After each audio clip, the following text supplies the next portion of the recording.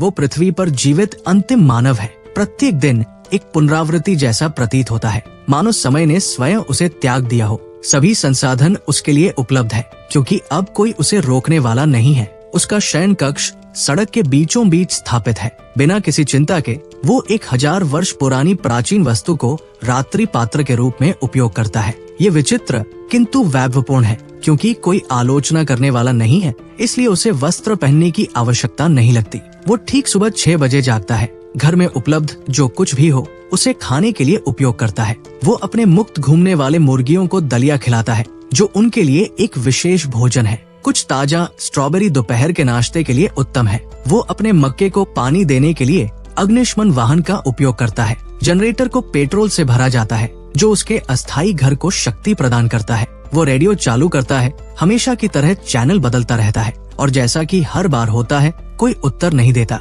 पिछले 3 वर्षों से प्रत्येक दिन ऐसा ही होता है। अपने सभी कार्य पूर्ण करने के पश्चात वो सबसे बड़े फुटबॉल मैदान की ओर जाता है, एक मॉडल के विरुद्ध विश्व कप फाइनल के लिए। वो गेंद को ड्रिबल करता है, शॉट लेता है और गोल करता है। गेंद जाल में उड़ती हुई चली जाती है। वो अपनी भुजाएं उठाता है और चिल्लाता है, यदि राष्ट्रीय टीम में मैं होता तो वे अब तक क्वालिफाई कर चुके होते। अपनी कार्यसूची की सभी चीजें पूर्ण करने के बावजूद केवल 2 घंटे ही बीते हैं। करने के लिए और कुछ न होने पर वो एक मॉडल के साथ बैठकर समय बिताता है। वे हॉलीवुड और अंतर्राष्ट्रीय फिल्में देखकर ऊब मिटाते हैं। अंत रात हो जाती है। दिन का सबसे रोमांचक हिस्सा शुरू होने वाला है। वो अंगड़ाई लेता है, जम्हाई लेता है और भूमिगत पार्किंग स्थल की ओर टहलता है। आज वो रोमांचक सवारी के लिए एक लैम्बोर्गिनी चुनता है। वो राजमार्ग पर तेज गति से गाड़ी चलाता है, एड्रेनलिन और स्वतंत्रता का उत्साह अनुभव करता है। वो व्यक्ति खड़ा होकर रात में गर्जना करता है, अपनी एकाकीपन को बाहर निकालता है।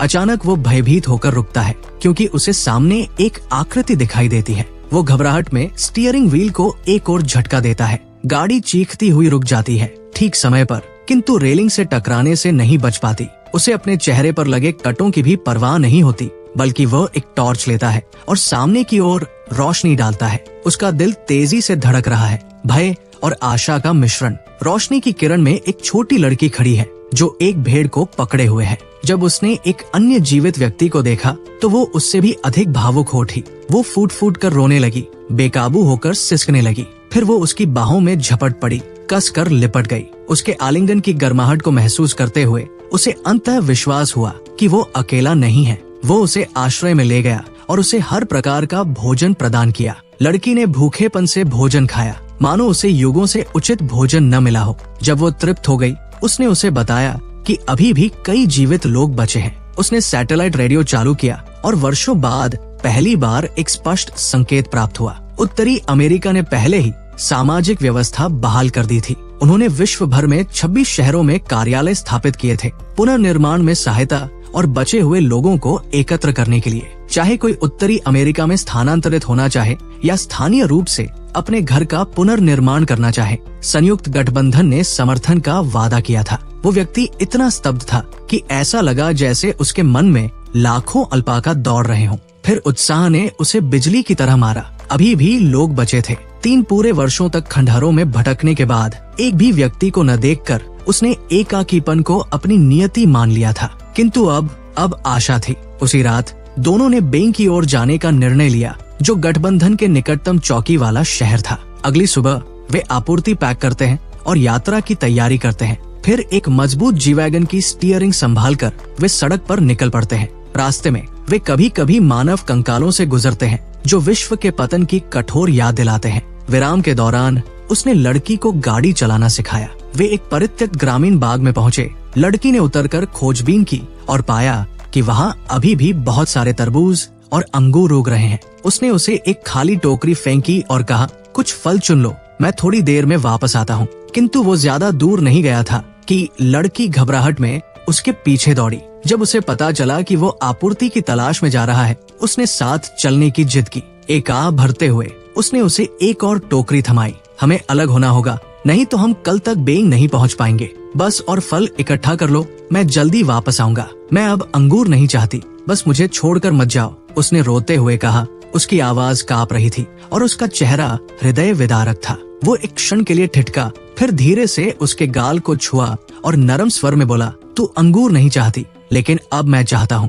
दृढ़ नजरों के साथ उसने उससे कहा, यहाँ मेरा इंतजार कर, मैं वादा करता हूँ मैं तुझे कभी नहीं छोड़ूंगा, अब हम परिवार हैं। ये कहकर वो गाड़ी लेकर चला गया। लड़की और उसका छोटा भेड़ का बच्चा उसे दूर जाते हुए देखते रहे। उसने जल्द ही पास में एक परित्यक्त दूरसंचार कंपनी खोज ली। उसने वहाँ से कई फोन इकट्ठा किए और उसने अन्य संचार उपकरण स्थापित किए। शियाई ने विभिन्न सामाजिक ऐप्स आजमाए। आखिरकार वो एक विदेशी मंच से जुड़ी और उनके आश्चर्य की बात, वहाँ उनके अपने देश के ढेर सारे उपयोगकर्ता थे। इस खोज ने उन्हें उत्साह से भर दिया, मानो आशा फिर से प्रज्वलित हो गई हो। उन्होंने गाड़ी की गति बढ़ाई, अपने गंतव्य बेंग की ओर तेजी से बढ़े। किंतु जब उत्साह शांत हुआ तो उस व्यक्ति की प्रवृत्ति जाग उठी। कुछ गलत लग रहा था। पिछले 3 वर्षों में उसने अनगिनत वीरान कस्बों की यात्रा की थी, एक भी जीवित व्यक्ति को न देखते हुए। तो फिर ये सभी लोग अचानक कहां से प्रकट हो गए? इससे पहले कि वो कुछ समझ पाता, शियाई ने कुछ और भी भयावह जानकारी साझा की। उत्तरी अमेरिका के नवीनतम अपडेट के अनुसार विश्व के किसी भी चौकी में एक भी जीवित पुरुष नहीं मिला है। ये घोषणा सुनकर वो व्यक्ति स्तब्ध रह गया, किंतु एक पल बाद वो उन्मत्त हंसी में फूट पड़ा। दुनिया में अब कोई पुरुष नहीं बचा। इसका मतलब है कि मैं अंतिम बचा हूँ। अब मैं हर महिला का सपनों का पुरुष हूँ। ये पागलपन है। ऐसा लगता है जैसे मैं हंसते हंसते सपने से जाग जाऊंगा। उसने अब यात्रा में जल्दबाजी नहीं की, बल्कि एक परित्यक्त गर्म पानी के रिसोर्ट की ओर रास्ता बदल लिया। बिना किसी हिचकिचाहट के उसने जी-वैगन को सीधे प्रवेश द्वार से अंदर ले जाकर मुख्य हॉल में खड़ा कर दिया। शियाई ने भ्रमित होकर देखा, क्या हम आज बेंग जा रहे हैं? उसने मुस्कुराते हुए कहा, आज नहीं, तुम्हें गर्म पानी का स्नान और नया परिधान मिलेगा। कल तुम बेंग में शानदार दिखोगी। शियाई खुशी से चमक उठी, विश्राम के विचार से उत्साहित। किंतु उसका उत्साह जल्दी ही फीका पड़ गया। ये केवल एक गर्म पूल निकला जो विसर्जन रॉड से गर्म किया गया था।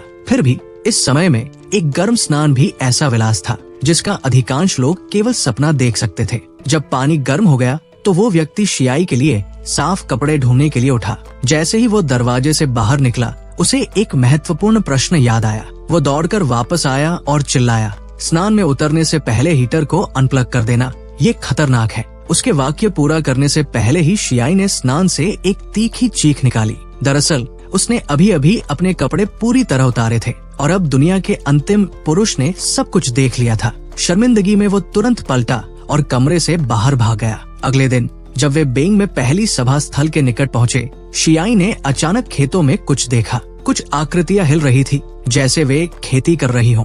वो उत्साह में खिड़की खोलकर चिल्लाई और उन्हें पुकारने लगी। किंतु जैसे जैसे वे निकट आए, उस व्यक्ति का चेहरा नाटकीय रूप से बदल गया। वे महिलाएं खेती नहीं कर रही थी, वे एक अन्य महिला का गला काट रही थी। उसने तुरंत महसूस किया कि कुछ गलत है और शियाई पर चिल्लाया, गाड़ी तेज करो, यहाँ से निकलो। वे महिलाएं ठंडी नजरों से देखती रहीं जब गाड़ी तेजी से भागी। उनके चेहरों पर कोई भाव नहीं था। उनके चाकुओं की नोक से अभी भी खून टपक रहा था, जो एक भयावह दृश्य प्रस्तुत कर रहा था। जैसे ही वे बेंग शहर के निकट पहुँचे, उन्होंने और भी भयानक दृश्य देखा। महिलाओं के शव ओवरपास पर लटके हुए थे। उस व्यक्ति का चेहरा कठोर हो गया। उसने शियाई की ओर देखा और गंभीरता से कहा, बेंग शायद वो सुरक्षित आश्रय नहीं है जो हमने सोचा था। जब वे शहर में प्रवेश कर प्रसारण द्वारा निर्दिष्ट सभा स्थल के निकट पहुँचे तो उन्हें एक रास्ता अवरोध मिला। सशस्त्र महिलाओं का एक समूह पहरा दे रहा था। उनकी आंखों में संदेह भरा हुआ था। समूह की नेता ने गाड़ी के अंदर बैठे पुरुष को तुरंत देख लिया।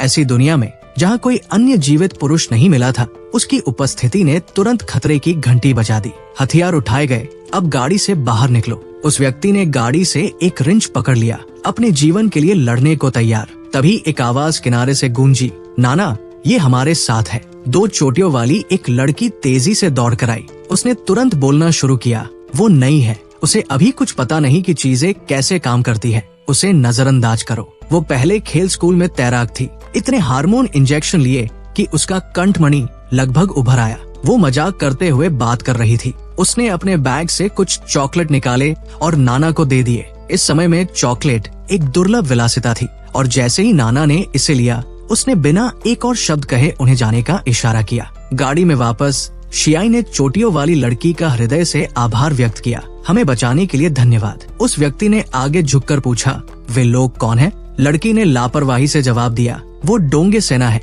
दूसरी रिंग के अंदर सब उनका क्षेत्र है। वहाँ कोई आम नागरिक नहीं जा सकता, खासकर तुम जैसे नकली पुरुष। शियाई ने तुरंत बोलना शुरू किया, वो नकली पुरुष नहीं है। वो उसकी बात को उस व्यक्ति ने शांतिपूर्वक काट दिया। क्या तुम्हें पता है कि अब बचे हुए लोगों की चौकी कहाँ है? लड़की ने कंधे उचकाए। उन्हें दूसरी रिंग से बाहर निकाल दिया गया, लेकिन मैं तुम्हें वहाँ ले जा सकती हूँ। किंतु फिर चोटियों वाली नेक्स्ट एपिसोड के लिए कमेंट करें गाइस।